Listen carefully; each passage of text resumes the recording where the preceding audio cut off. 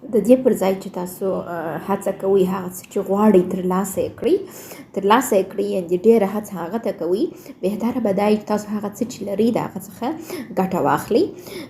تر څو هم به مو دا د لاسه وتلی نه وي او هم به مو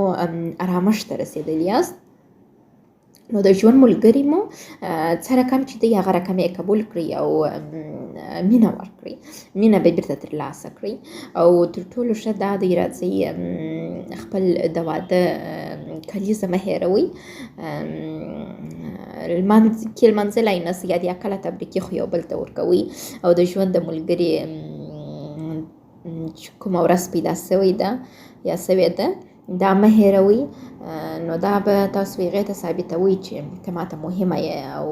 ګوره ستا برډې مې په یاد ده، زموږ د واده کلیزه مې په یاد ده، دومره دا رابطه راته مهمه ده، پر دا رابطه مو ژوند جوړ ده، نو باید کار ورته وکړو.